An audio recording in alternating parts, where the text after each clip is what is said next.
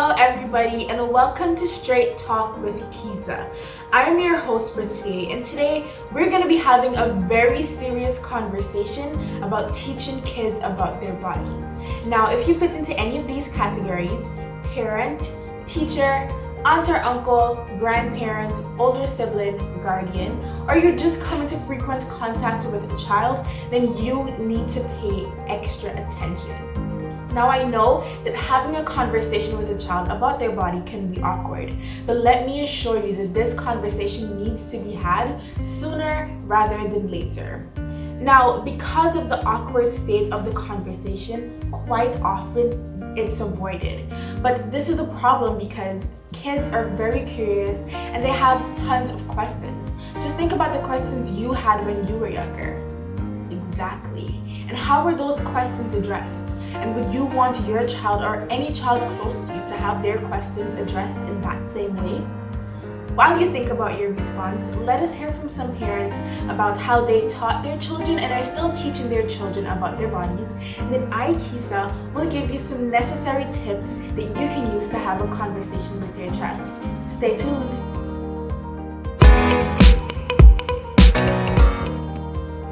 Good night. We are Ralph and Sandra Hart, and we have 3 kids. They're all girls, and as a matter of fact, now they're young adults, and we just wanted to talk to you tonight. Yeah, I thought about this very important topic about talking to kids about their bodies.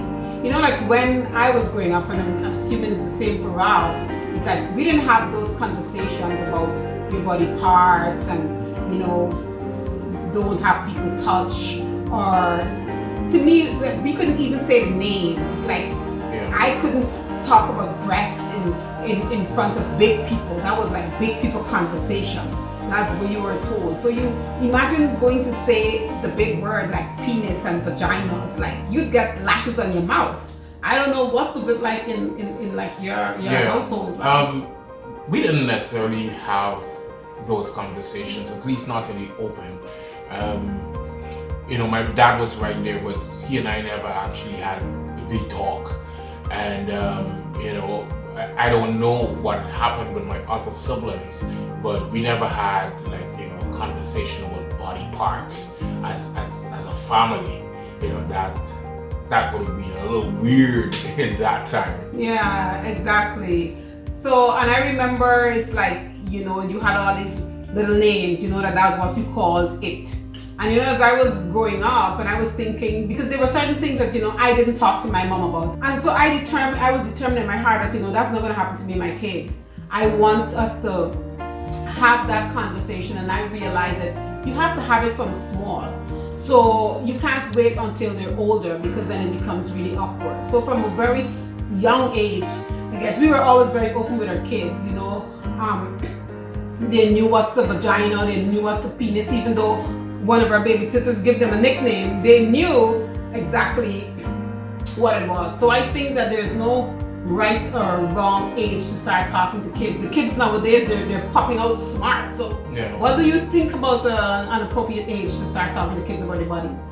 I agree with you. There really is no specific age. As a matter of fact, as you listen to families, they tell you that kids are asking questions quite early in life. And so to me, once they start to ask questions, you have to answer them. You have to be truthful.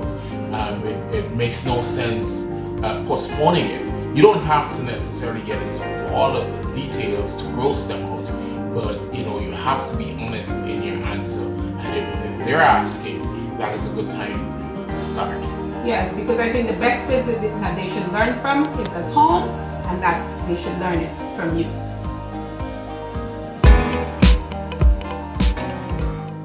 Hi, my name is Del Morales Alicia Lewis. Now, answering the question, my mother buttered things up for me a lot at between age 6 to 10. She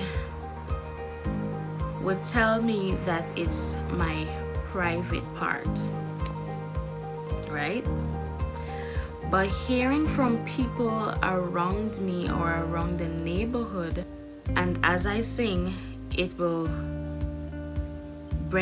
come back to you. If you know the nursery rhyme, you can join in with me, and it goes, pat a cake, baker's man.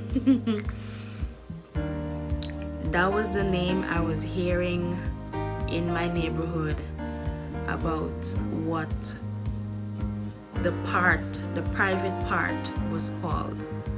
At the age of 10, when I became a young lady, my mom had no other choice but to be frank with me, because whether she liked it or not, my body was changing, and it was changing rapidly.